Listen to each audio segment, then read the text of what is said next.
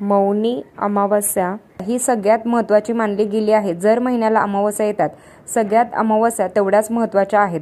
पण बघा, मौनी अमावस्या त्याच्या नावातच अर्थ दडलेला आहे। आजच्या व्हिडिओमध्ये मौनी अमावस्यापासून 5 अमावस्या आपल्याला एक उपाय करायचा आहे, सेवा करायची आहे। त्या कुठल्या आहेत ते आजच्या व्हिडिओमध्ये आपण बघणार आहोत। नमस्कार, श्री स्वामी समर्थ। तुम्हा सर्वांचं आपल्या चॅनलमध्ये खूप खूप मनापासून स्वागत आहे। 28 तारखेला अमावस्या संध्याकाळी 7:37 सुरू होणार आहे। ती 29 तारखेला संध्याकाळी 6:06 संपणार आहे। थोडक्यात जो उपाय सांगणार आहे तर तो तुम्ही बघा मंगळवारी 7:30 नंतर तुम्ही करू शकता किंवा बुधवारी संपूर्ण दिवसभर तुम्ही करू शकता। उपाय काय करायचा आहे? अमावस्याचा दिवस बघा, अमावस्याचा दिवस अतिशय महत्त्वाचा मानला जातो। आपल्या आयुष्यातील दरिद्री, साडेसाती, कटकटी, घरातला कुठलाही जर दोष असेल तरी तो बाहेर काढण्यासाठी म्हणून तुम्हाला काय करायचं आहे तर अमावस्याच्या दिवशी एक पंती घ्यायची आहे। तर पंतीमध्ये बघा तिळीचं तेल टाकायचं आहे। पंती मोठी घ्यायची आहे।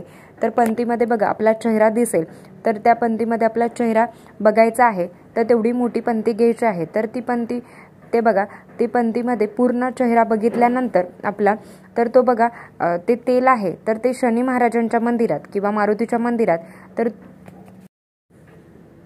तुमचं बघितलेलं तेल तुम्हाला बघा देवाला अर्पण करायचं नाही। मग तुम्ही बघा तिथे मंदिराच्या बाहेर बघा दिवे लावलेले असतात, तर त्या दिव्यामध्ये तुम्हाला ते टाकायचं आहे, तिथे अर्पण करायचं आहे। किंवा ते हनुमान मंदिरात असो किंवा शनी महाराजांच्या मंदिरात असो, तिथे जाऊन तुम्हाला बघा ते अर्पण करायचं आहे। तुमच्या जवळपास जर कुठलं तरी मंदिर असेलच ना, तिथे जाऊन बघा तुम्हाला तेल अर्पण करायचं आहे। तर पंती बघा घरी घेऊन या आणि ते सगळं बघा ही सगळी जेव्हा आपण कृती करतो ना, तेव्हा कोणाशीही बोलायचं नाही। आता बघा मला हा उपाय करायचा आहे, तर मी काय करेल तर पंती घेईल, पंतीमध्ये बघा तेल टाकेल, तेलामध्ये मी बघेल, मग माझा चेहरा बघा बघितल्यानंतर ते तेल मंदिरात घेऊन जाईल आणि मंदिरात बघा जाईपर्यंत कोणाशीही बोलायचं नाही। तर मग तुमच्या कमेंट्स येतील की आमच्या बघा घराजवळ मंदिर नाही आहे, तर ती पंती तशीच घेऊन जायची का? तर बघा आपला चेहरा बघितल्यानंतर ते तेल आहे ते एका बघा बॉटलमध्ये किंवा बघा तुम्ही एका वाटीमध्ये घेऊन जाऊ शकता। कारण बघा मंदिर जर लांब असेल तर ते पंती तशीच घेऊन जाऊ शकत नाही आणि ते मंदिरात बघा त्या बॉटलमध्ये घेऊन गेल्यानंतर ते मंदिरात तुम्हाला गेल्यानंतर अर्पण केलं तरी चालेल। हे किती करायचं आहे तर बघा तुम्ही 5, 7, 9 अमावस्या करायचं आहे। तर 9 अमावस्या केलं तर चांगलाच अनुभव बघायला मिळेल। अनुभव म्हणजे काय तर 7:30 आहे शनी महाराजांची, ते न्यायाचे देवता आहेत, ते कर्माचे देवता आहेत। तुमचं जर बघा कर्म चांगलं असेल तर 7:30चा त्रास होणार नाही। 7:30च्या कालावधीमध्ये तुमचं भरपूरच चांगलं होईल। मनुष्य आहोत पण आपल्याकडून काही चुका घडणारच आहेत, हे स्वाभाविक आहे। तर कोणाला उलटं बोलणे, कोणाचा मन दुखवणे, कोणाचा बघा मान अपमान करणे, तर कधी कधी आपल्याला बघा आपल्याकडून चुका स्वतःकडून पण होतात। कळत न कळत त्याची शिक्षा आपल्याला होते। त्याच्यासाठी सुंदर उपाय तुम्हाला करायचा आहे। हे सगळं करून झाल्यावर, तेल अर्पण करून झाल्यावर तुम्ही बोलू शकता। सलग 9 अमावस्या केलं तर अतिशय उत्तम। नाहीतर तुम्ही बघा आधीमध्ये अमावस्या मासिक धर्म आला तर बघा मासिक धर्म आला तर आपल्याला अमावस्याच्या कालावधीमध्ये करता येणार नाही। तर तुम्हाला स्किप करायचं आहे। ज्याला 7:30चा त्रास आहे तर घरात बघा चिडचिड होते, भांडणं होतात, घरातला चिडका व्यक्ती आहे त्याचं तर बघा आवर्जून करा। एखाद्याचं काम अडलेलं आहे तरी सुद्धा बघा तुम्ही हा उपाय करू शकता। ही सेवा कोणीही करू शकतो। नवरा बघा चिडचिड करत असेल तरी तुम्ही त्यांना सांगा हा उपाय स्वतःसाठी करा। संध्याकाळी हा उपाय केला तर अतिशय उत्तमच आहे। तर एखाद्याचं काम अडलेलं आहे तर त्याच्यासाठी हे जे उपाय आहेत ते अतिशय महत्त्वाचं मानलं गेलं आहे। नक्कीच करून बघा। तुमचे कर्म ते सुद्धा बघा तेवढेच महत्त्वाचे आहेत। अमावस्या म्हटलं की आपल्या मनात गैरसमज बघा भरपूर आहेत, तर बघा समजच ठेवा। कुठल्याही प्रकारचे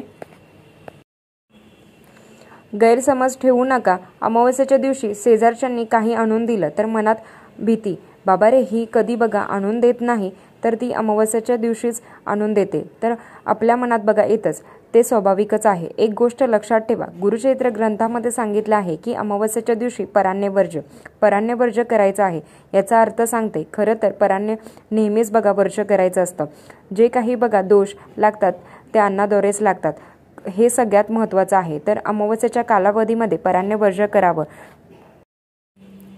जर तुम्ही बघा अमावस्याच्या दिवशी जर दुसऱ्यांच्या घरचं खाल्लं तर सगळ्या महिनाभराची केलेले सेवेचं फळ किंवा सेवा निष्फळ ठरते असं गुरुचरित्र ग्रंथामध्ये सांगितलं आहे। अमावस्याच्या दिवशी दुसऱ्यांच्या घरचं आपल्याला टाळायचं आहे, काहीच खायचं नाही। तर अमावस्याच्या दिवशी बघा मांसाहार वर्ज्य असावा, तर आपल्याला मांसाहार करायचा नाही याची सुद्धा आपल्याला काळजी घ्यायची आहे। तर काय होतं ना, मुलं बाहेर असतात, शिकायला बाहेर आहेत, अर्थात मुलं बाहेर शिकायला आहेत तर आपण बघा काहीच करू शकत नाही, तर त्यांना बघा दुसऱ्यांच्या घरचं खावंच लागत असतं। तरी सुद्धा बघा त्यांना सांगायचं आहे की अमावस्या म्हटलं की त्यांचा टिफिन भेटला तर त्यांना 3 वेळा गायत्री मंत्र म्हणावा, त्याच्यानंतरच बघा अन्न ग्रहण करू शकता। जे काही दोष आहेत ते कमी प्रमाणात लागेल। जर तुम्ही बघा चुकून जरी खाल्लं तर मैत्रिणीकडे जेवायला गेला, मित्राकडे जेवायला गेला तर बघा त्याच्यामधून पराण्यामधूनच भरपूर दोष लागतात। ते कसे लागतात ते थोडक्यात सांगते। स्वयंपाक करत असताना बघा नेहमी चांगल्या गोष्टी बोलतो का, तर नाही। तर चपाती करताना, भाजी करताना आपल्या बघा मन आपल्या 100 ठिकाणी फिरून येतं, तर कोणाबद्दल वाईट, तर ही अशी ती तशी, ते बघा ते स्वाभाविकच आहे। तर ते विचारात बघा आपण स्वयंपाक करत असतो, त्याच्यामुळे बघा घरच्यांना खाऊ घालतो, बाहेरच्यांना पण खाऊ घालतो, सगळे दोष अन्नाद्वारे त्यांना मिळतात। तर अमावस्याच्या दिवशी हे दोष आपल्याला भेटतात, तर आपल्याला सेवेचे काय फळ होणार आहे, काहीच नाही। तर बघा अन्नाद्वारे दोष जास्त प्रमाणात असतात। प्रत्येकीने स्वयंपाक करताना नामस्मरण मनन चिंतन करावं, तर ते आपल्याला पण दोष लागणार नाही किंवा दुसऱ्याला पण नाही किंवा कोणालाच नाही। त्याच्यासाठी बघा ह्या सेवा करायच्या आहेत। तर आजचा व्हिडिओ इथेच थांबवते। आवडला असेल तर लाईक, शेअर, सबस्क्राईब। धन्यवाद। श्री स्वामी समर्थ।